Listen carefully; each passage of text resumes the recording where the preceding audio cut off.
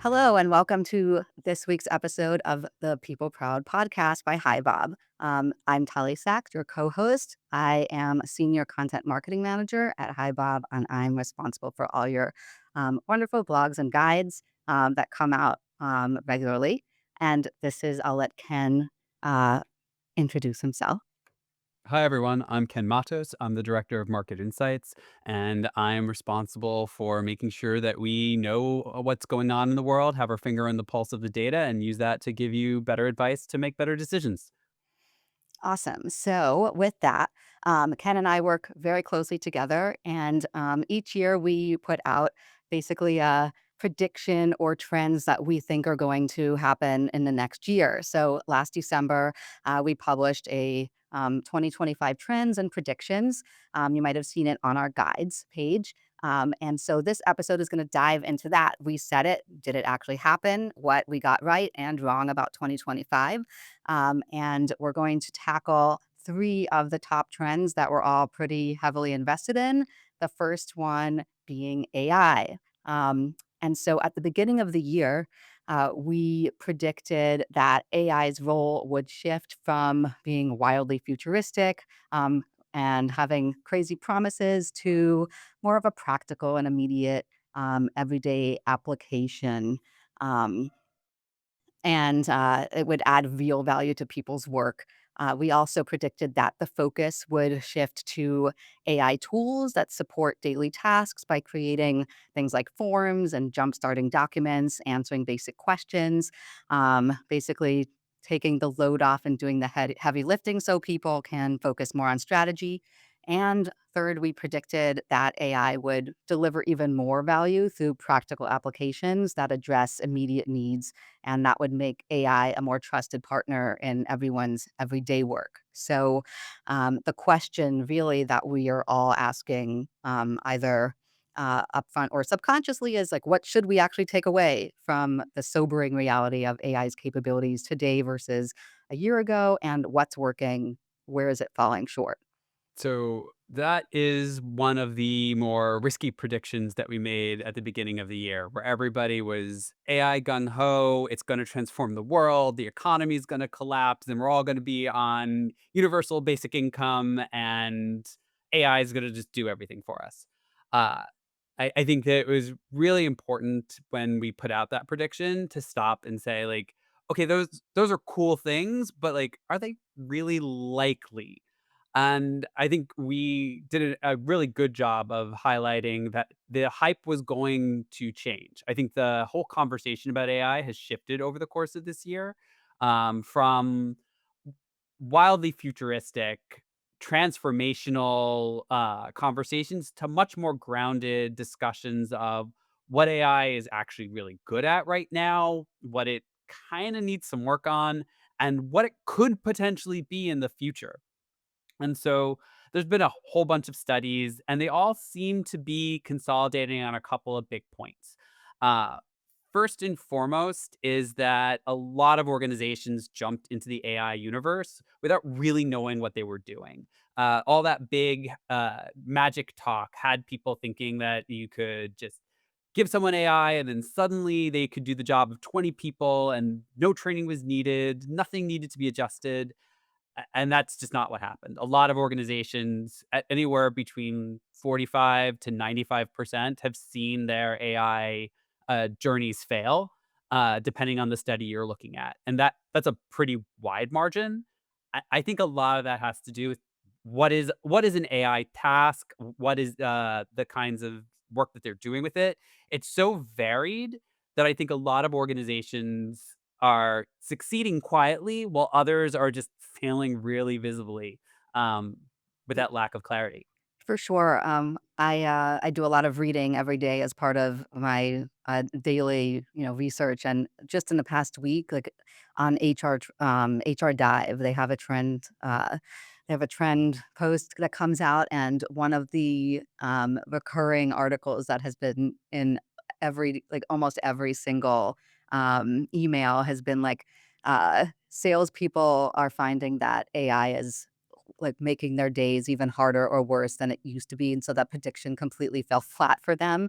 And like companies need to catch up. Like, like, where's the value kind of, like, leaking out of, like, what we expect of it? Because like, it will speed things up, but we also need people to, think about what they're using it for and how they're using it, or else, we're gonna miss a lot of the details and things will fall between the cracks, like innovation and, did we, did we align the messaging here with the messaging there and things like that. Yeah. Rand did a study looking at the reasons why AI projects fail, and most of their 5 reasons basically revolve around there just wasn't a plan. People had a cool idea and they ran with it, but they didn't connect it to a business outcome. They didn't organize people around it. They didn't really think about what they were going to do with that tool. Um, Whereas in places where they have thought about it, and usually thought about it at a basic level to start, they have seen some big numbers. So there's one study showing 2 to 10 million annual improvement from adding AI by eating up document processing and customer support activities rather than outsourcing those things to other places. And so, where you were having to lean on external resources to round out your productivity, AI has been really useful in bringing that money back in. In places where people were like, it's just going to transform everything, that's usually where it's fallen down. I think because of that lack of clarity on how you're going to execute that transformation. Really good point to make here is, on the back of what I started saying earlier, but, like, AI, unlike human beings, can't really learn. It's a facsimile of that. So it can't learn, it can't grow, it can't really adapt. We as people need to use it and adapt with it and program it to adapt with us, or it's not going to happen in the way that we intended, um, in general. So and also, like you said, like, it's really a transition. Like, we can't just expect this brand new technology that has so much power and much of that power is still unknown to just, be that magical tool that we're all using. So planning is essential, I would say. Yeah. A couple of other things that have really popped in my review of the research. One is be really clear about the time horizon you're talking about. So, like, what AI can do right now is actually really amazing. It's just not what people imagine it'll do in 2030. And so, when you're making your plans, are you talking about 2030 or are you talking about 2025? And I think the conversation becomes a lot more precise and useful when you say that up front. Because I find that a lot of times where people butt heads, it's because they actually are talking about different points in time. Um, Good point. We're not actually in a sci-fi movie. We're in today and adjust your expectations to reality. I mean, maybe that goes along with, one of the biggest points that we talk about in our content, which is training. Like, you can't expect your people or the technology to be where you need it to be at any point if you don't invest first in training everyone to just get used to it and to insert it into the flow of work, insert that training into the flow of work. Otherwise, it's just gonna be theoretical, and Absolutely. And and I think that's the other big thing that we need to recognize is like not all this is about AI the tool. It's also about AI the skills, AI the people, AI the process. What are we actually doing with it? What makes sense to hand off and what really still requires a person? We don't 100% know.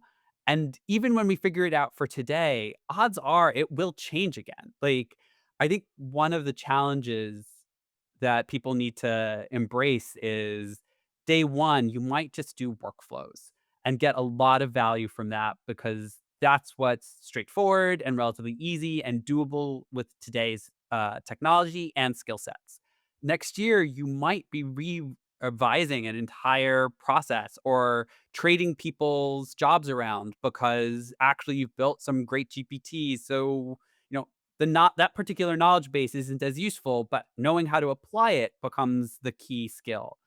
I think that those things are coming, but they're not instantaneous. They don't happen without trial and error. And if you embrace the small wins up front, you'll set yourself up for those big ones much more effectively than if you try to just jump to the end of the line and then wonder why you're not able to connect today to tomorrow. Yeah, for sure. I completely agree. And one of the things I just see happening is people saying, "Oh, AI can help me come up with this strategy for, let's say some kind of marketing plan or some kind of business plan." And that's the error. Like you need to create the plan. AI will just draw from, random things on the internet. It won't be an innovative plan. It probably won't fit your KPIs, your specific needs. And so you can come up with the plan, spend hours on a really great prompt with all the info, and the AI can cut down days of time, creating, putting the plan into a nice spreadsheet or presentation, or how to, um, how to feed it to all of your stakeholders so that it's consumable instead of jumbled, and it can cut weeks of time down to a day, but the plan itself has to come from a person, from you. Um, and that's, I wanted to bring up a point that I just thought of, is like, because everything we've been talking about, businesses want to know, okay, we're investing so much in it. Like, is it worth it? Like, is it worth that investment? And maybe it's just too early. Like it's a nascent technology. It came out really in force at the end of 2023. It's not even been 2 years. And so what do you think from what you've seen going on through the data, just in conversation and in business, like, is it even worth really, going diving deep into, like, is the ROI of investing in AI worth it, or is it all, should we wait another how long? I think we need to invest in that question now and consistently. There's no other part of business where we say, let's just maybe figure out the ROI later." So it's a little bit uh, odd to me to hear anyone say that about like as huge an investment as AI is. That said, I think you need to break it up into pieces. So, like, first, we really need to have a clear sense of like what ROI are we trying to get. I think a lot of people go into the AI game just saying it will deliver value, but they can't tell you what value it will deliver. And so they don't even know what to measure. And so I think we have to have that conversation, even if only to guide where the AI development and tools go. Because if we don't start with the question of what is the ROI, we'll constantly be chasing it. HR knows this lesson very well of how often do we do things that are super important and very valuable, and yet we can't get the ROI because we didn't think about having to answer that question before starting the project. And so I I would agree with the idea that the ROI may change over time, more ROI may develop as we improve the tool, but we absolutely should not give it any more of a pass than we give any other part of business. Yeah, I agree also. I wanted to bring that up because I see a lot of people just saying like, "Oh, it's going to, work these crazy miracles like it's 2030." And then it's like, "Oh." And so the question is, it's not really the ROI that's falling flat. Like that's a misinterpretation. Don't give up on it. Invest in it. Ask the right questions, figure out what those questions are. Like a lot of the time it's maybe, a softer kind of KPI than usual, like, more on the HR end, like, culture is soft.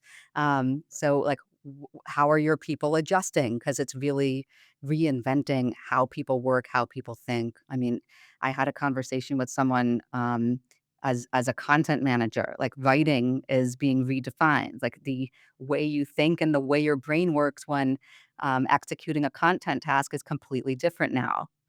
What is being lost between the lines? Are we like, how do we adjust for that? And I think questions like that need to be added um, into the conversation. 100%. And I think it's such a multifaceted conversation. And just to take your example, because I think it's a really good one. AI is really good at basic writing.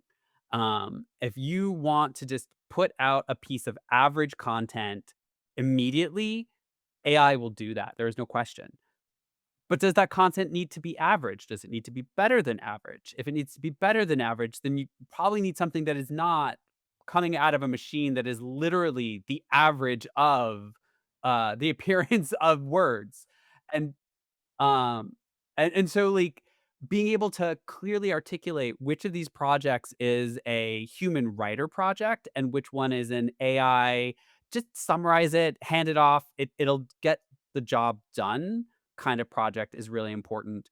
I think also to your point about, like, your brain is different, a lot of these, AI engagements are not going to be as a writer. They might be as an editor. They might be as a content director, but it's not the writer. There's a sim similar with art, AI art, where are you an AI artist if you write a prompt and it creates a picture, or are you like an AI art director? Um, I think that's how we need to start thinking about some of these roles with AI is not the creator of content, but as the person who guides a creator of Yes, for content. sure, and I've definitely felt that. Luckily, through the course of my career, I've leaned harder into editing, like, I'm a trained editor Mhm. versus only a writer, and editing is the number one skill set that I need to hone even more to get AI right, particularly from the prompt end. Otherwise, like, I guess as Simon and Garfunkel say, like, "All my words come back to me in shades of mediocrity," and and, it's going to it levels the playing field, and to really stand out, you need to be amazing and innovative and, go way beyond mediocrity, and AI is the great leveler there if you don't use it correctly. Yeah. Um, The so research has shown that AI is really good at lifting up poor performers by Mhm. giving them access to information and knowledge that the average person has that they lack. On the flip side, it drags down some of your best people if they're using it to try to keep up. And so I think one of the key things we need to recognize also, and I think you mentioned this a little bit with your comment about salespeople at the beginning, is that it where our temptation will be to make humans run at AI speed rather than have AI help humans run at maximum human speed. And I think that gap is something we're gonna be feeling out for the next couple of years as we wrap our heads around just how much faster AI can make us versus how much faster it can make us and then have everything not be good because we can't right. actually keep up. That's the bigger question, I think. And I mean, maybe I'm biased, but I think it's the latter. We definitely need AI to lift us up at human speed and make us a little faster because then we're going to hopefully maintain the innovation, creativity, et cetera, versus just go for speed and everything will just be drowned out in itself. Because everything will be the same. Um, let's move on to the next topic, which is very people oriented, RTO. Um, RTO is still kind of all the rage. We predicted that RTO would cool down after a big push by like tons of big organizations, corporations like Amazon, Starbucks, JP Morgan Chase, Nike. They're all making headlines, um, attempting to force people back to the office. Um, sometimes not very Not very not very effectively. successfully. Yeah. Not very successfully, and I just read something last week where, Amazon recruiters are complaining that they're losing up to 30% of top talent because they're just like, "Nope, I'm not doing full-time at the office. Sorry, bye, I'll go work for a smaller company." So interesting to note, Mm. and, people just aren't having it. So in our trends report last year, we talked about some data from McKinsey that showed that organizations with more flexible work policies reported even higher sales growth than those that are enforcing these rigid office-based schedules. So with that, we predicted that there would be a cool down on RTO mandates, that things would level out. Headlines look one way, but is the reality actually something else? What does the data actually say? So, So the data says there's 2 things happening at the same time. And so one story that is true is the large organizations are looking to more return to office policies. Um, this may be very much tied to things that aren't really about where you work, but about real estate costs, about alignments with local municipalities to try to get more people back to drive business districts activities back up and really focus much more also on headcount management. So there's been a number of articles with various CEOs saying like, yes, I admit that the reason why we're big on RTO is because we know that some people won't come back. And that allows us to do sort of subtle layoffs. They leave. We don't have to do severance packages. They get a different job at a different company and we get our headcount down. A lot of organizations talked about having overhired post COVID. And we can see this when we look at graphs of hiring patterns of like a huge spike right after the COVID shutdowns that then petered out. There's conversation that AI caused it. It doesn't kind of match up with the timeline. And so it really looks much more like companies are readjusting their headcount management. Something that's not going to happen as much in your smaller organizations because they're smaller. So they don't have the ability to bloat nearly as quickly or as extensively as these really large organizations. And so when we look at data that shows the actual usage of office space and people coming and going, we find that smaller organizations have stabilized with hybrid being a very big norm and a number of organizations also being remote. And I think that really has to do with the hiring advantage that they end up getting, being able to pull some of those high-end, performers off of these large organizations that are reversing things, and, uh, the fact that they don't have the same real estate requirements. Many of them were remote to start, or they themselves really the leadership really appreciates the flexibility, so it's a very different calculation for them.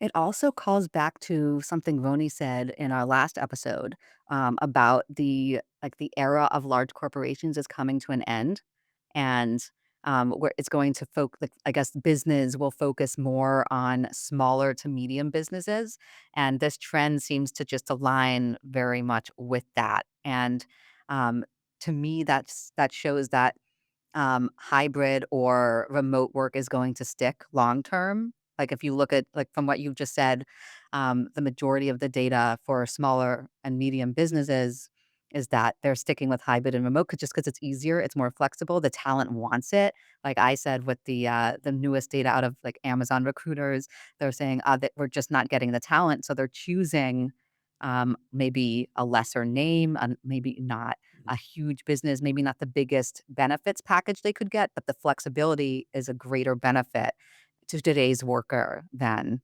the name of a company or the salary.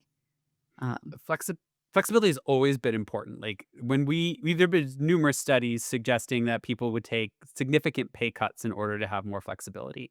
I also think COVID really transformed the way people think about their lives. And so the positioning of work and career as a central thing that you would make more other sacrifices for, I think has gone down. And so you have a lot more people questioning why I'm giving up something that I deeply value of time with family or friends or in community for a job that's not necessarily what I'm looking for. Um, I think that has shifted the equation a bit.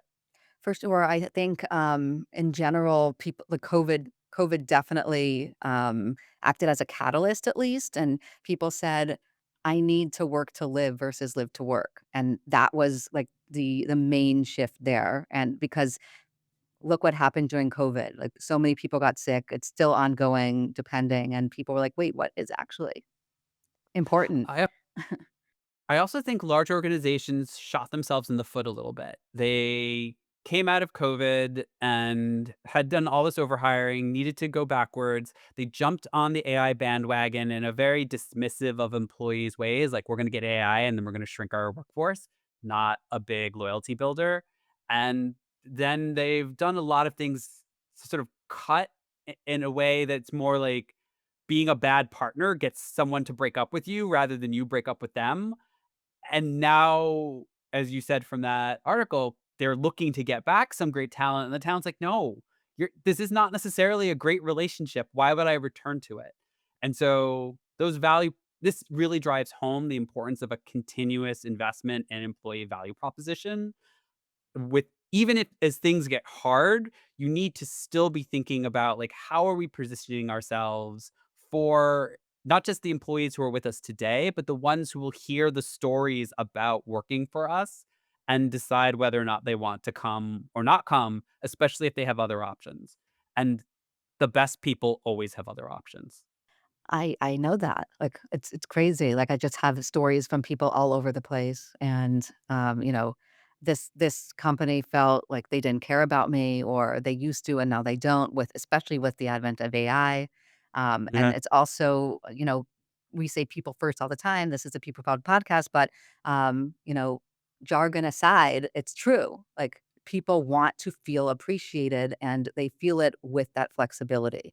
And flexibility really means they are trusted by their employer.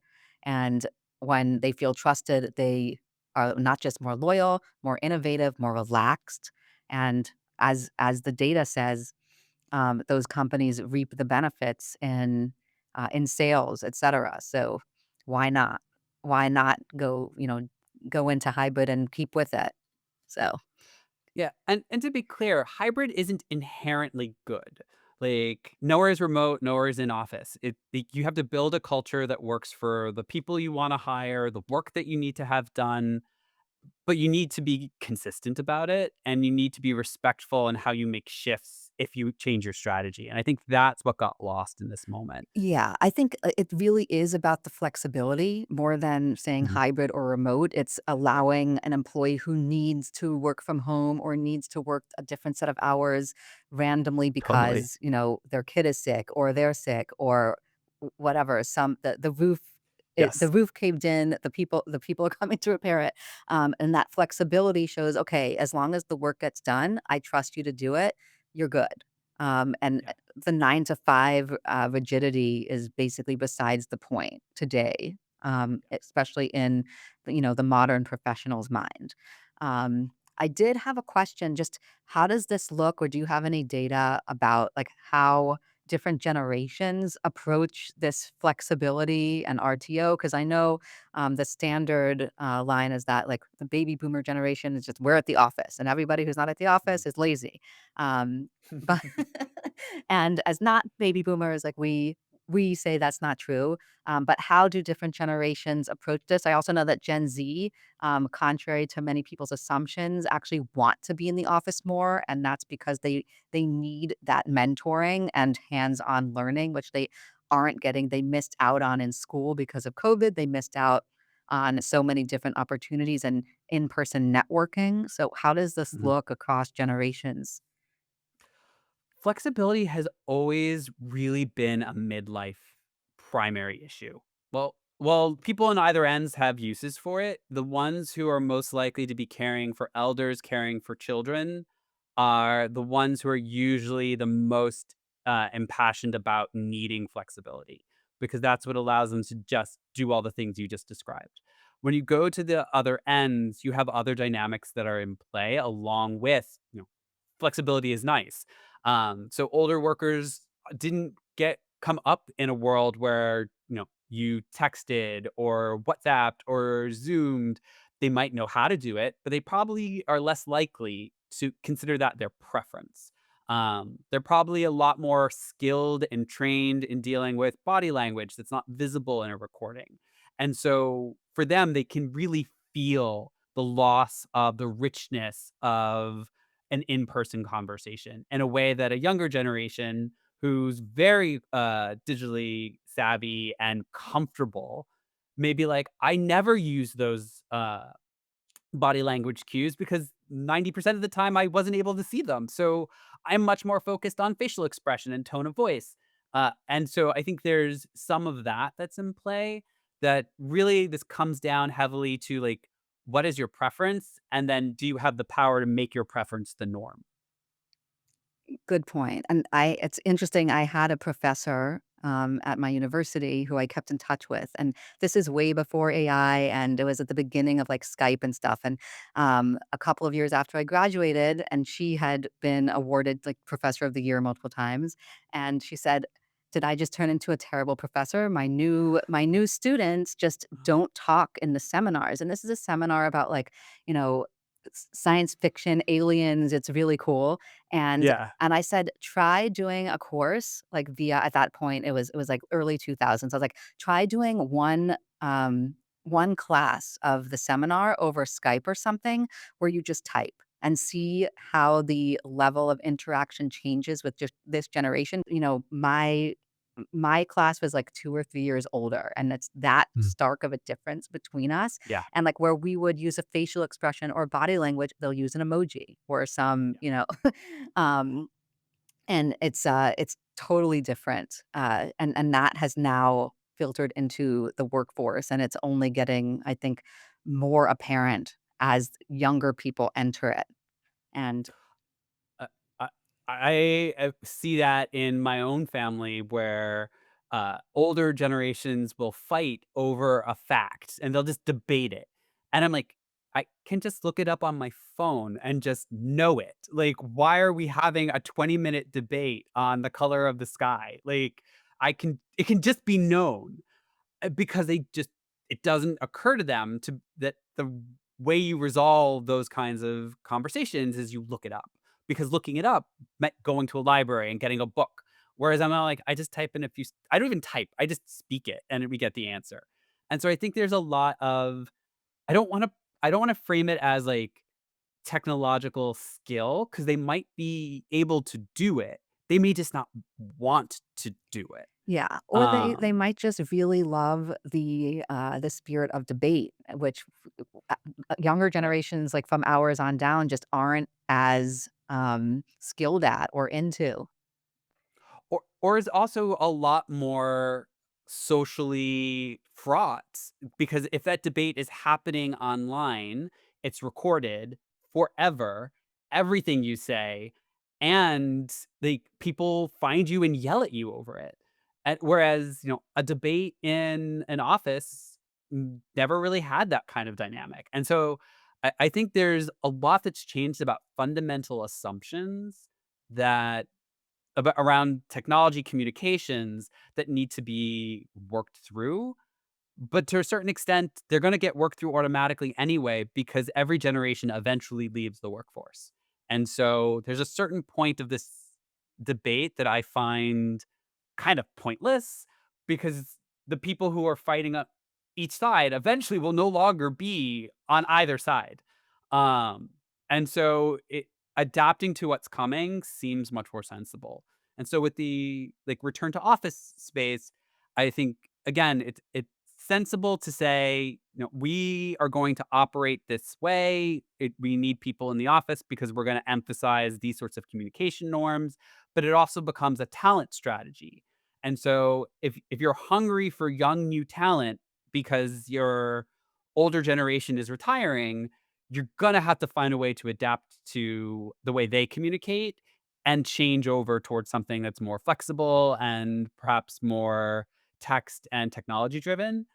If you can keep your business running without having to make those sacrifices indefinitely, more power to you, but, you're gonna be a really rare fish if you're pulling that off. Yeah, that's actually a really great transition into the last point that we wanna make about resilience, like agility, resilience, mental well-being.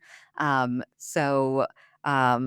before like, just before we, get into that, it's like it's all of this is really part of one conversation, like, we're splitting it up into all of these topics, but Yeah, everything's happening simultaneously. We're being bombarded by all of this change so much every day. Who knows what's happening in the next 5 minutes? So, with that, like mental well-being and resilience is a huge discussion. And over the last few years, especially with COVID as well, we saw a lot of companies investing more and more into employee well-being, mental health, etc. And it also is it's compounded by, burnout, like, COVID burned everybody out, and then it was followed by tons of layoffs, after companies got overly excited about hiring tons of people, and then now economic uncertainty, tons of geopolitical events that are, affecting that economic uncertainty, supply chains, etcetera.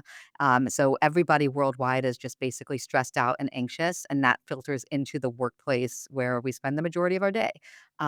mm, And at the beginning of the year, we predicted that Companies would start to prioritize resilience training that genuinely supports people's mental well-being. Is that true? And is resilience still a top priority for people leaders, or are new priorities emerging because so much has changed in the last 9 months, 10 months since we made these predictions? So, with the resilience one, what the data suggests is that this prediction is true, but hasn't really come out with the effect that anybody wanted. So, studies are showing that organizations are increasing their expectations of vendors in terms of delivering various supports for resilience training and mental health support. They're putting a lot of money into tools and processes, but the stress levels aren't going down. We still find that a lot of employees have high insecurity, which is impacting their stress and interfering with their work performance. And so I think what we're experiencing is a lot like what you're talking about, this constant change that never gives you a moment to catch your breath and reset for the next one. And so whatever you've invested to try to adapt to change A might actually undermine your attempt to adapt to change B, which leaves you in a really unstable place consistently. And that leads to the burnout. And I think one of the things it's really important to clarify for the audience that burnout is not about being tired. Burnout is about believing that you can't actually accomplish anything. And so you're tired because you put in effort after effort, but you're not moving the needle. And so I think that's why we're having so much burnout because every time you think you've conquered the issue, you can revert back to like normal, it just explodes again. 'Cause what is And normal these days also?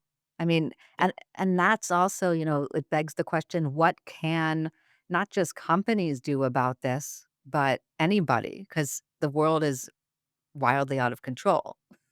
What can we do? So, what can companies do? What can they invest in, or how can they, I guess, re-strategize how they're investing and what they're investing in, well-being wise, to actually move that needle so that the burnout can be averted or um, at least lessened a little bit. so I think you hit on it in our last part of this conversation about flexibility.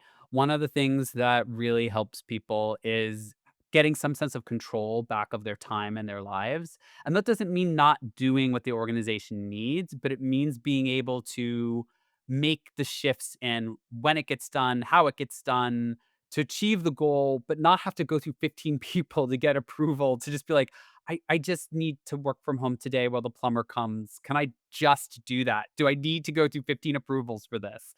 And so I think what we see across the globe is this battle for control because control makes people feel less stressed. And control for employers, it kind of comes at the expense of control for employees. But the control for employees doesn't really come at the expense of employers if you have good planning. So I think the other big thing that organizations should really dig into is solid strategy communication. What is our strategy? Is it still active? Is it changing? Here's what it's changing to, and this is what happens. If you can get that piece down, then the employees can be flexible and still hit whatever the goals are. If the leadership is spending their time trying to control the employees but not give them clarity on what's trying to be accomplished, you're spending a lot of energy to little effect.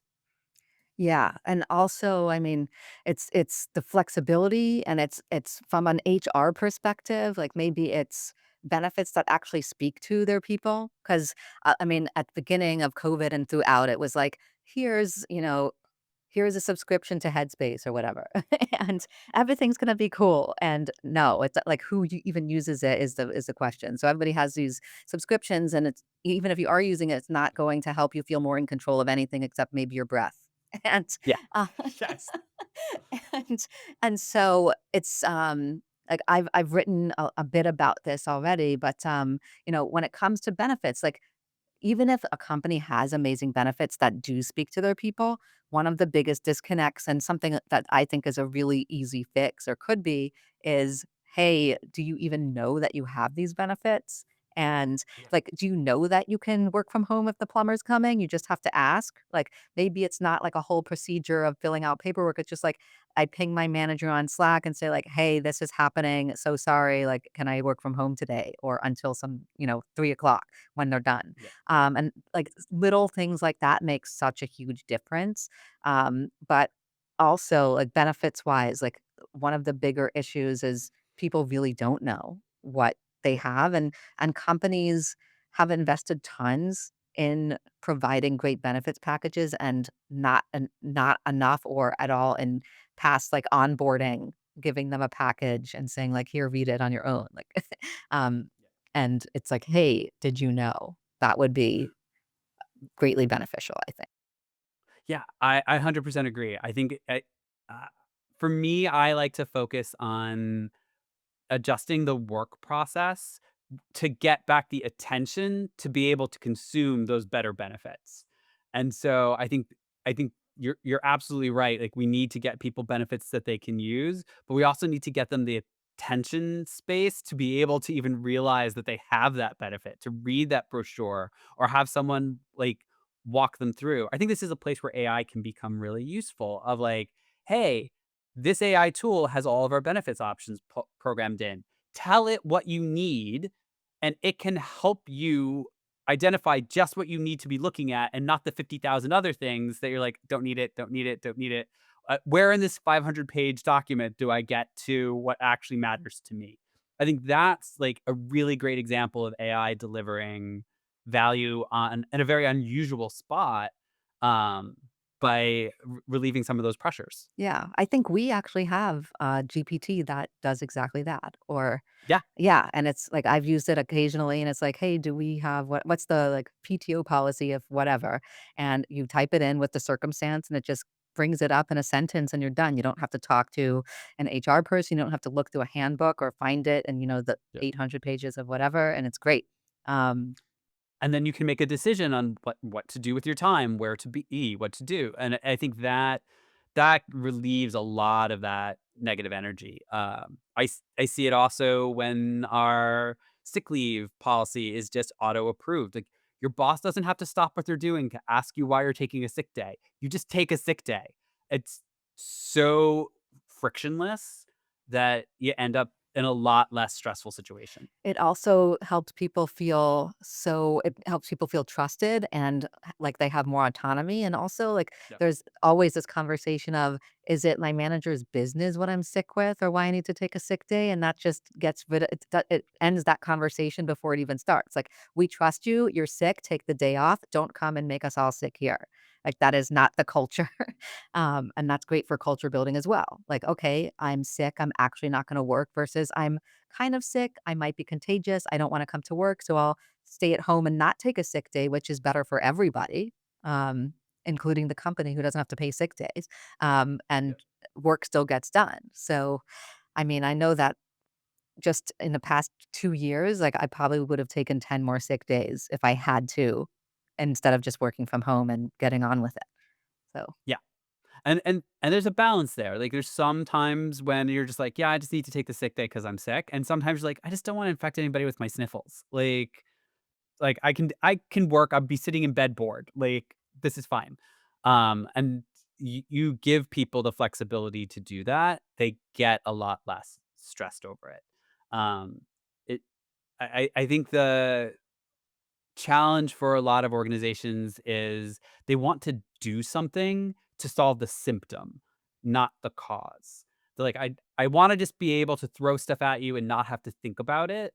And that I think is where eventually we're just hitting the limits of what third party supports can mitigate. There needs to be an internal conversation of like, what do we really want and expect from people? What are we having them do it's not really delivering value to us, but it's sucking up their resources and making them stressed out so that they're not actually doing the thing that we care about.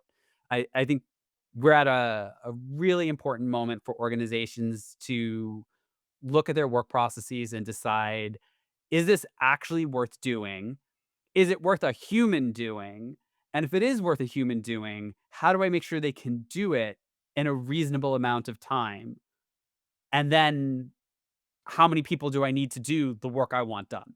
Um, and it kind of has to go in that order. Otherwise, you end up with just work, and then people drown. We're about out of time, but do we want to do a quick recap of our conclusions? I mean, basically, um, AI, we were pretty much on the mark. Um, I'd s I'd say with AI, we were totally on the mark, that the hype cycle would be coming to its end. People would be focusing on what it actually does. That doesn't mean it won't change again, but, like, right now, everybody's much more like, "What does it actually do?" and less like fantasy land. exactly. And then for RTO or just work models in general, kind of half half. Like there won't be much in the way of like bigger shifts going forward, but we need to give people stability and despite the headlines of larger corporations going all in on RTO, the larger story, if we pan out, is that the majority of companies are leaning into flexibility. Um, Because the majority of companies are smaller, and we just don't see they just don't get covered in the news. yeah, but that's the bulk of the story. What the Yeah, news isn't covering, and then well-being. So basically, invest in your people, but in strategic ways that actually speak to them. And whatever that it's might be, a lot of that is going back to that flexibility we were talking yeah. about and having an Reinvest in your work process. Like, that's gonna get you much further than buying them another subscription, and it actually is cheaper. yes, having a real conversation, human to human, is the best way. That wraps it up for this episode. Thank you, Ken. Do you have any closing remarks?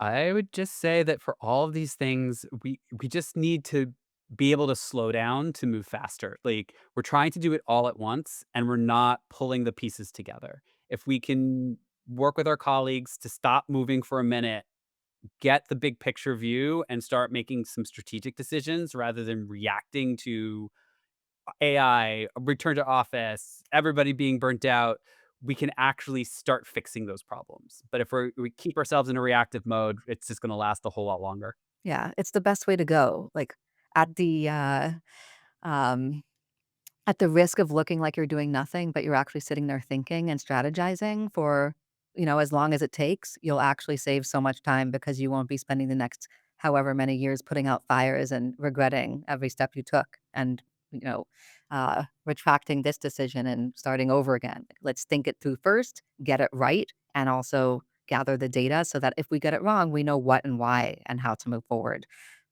more Exactly. intelligently. So thank you so much, Ken. It's been a great conversation. It's And always a great conversation with you, Tally. thank you. You too. I agree.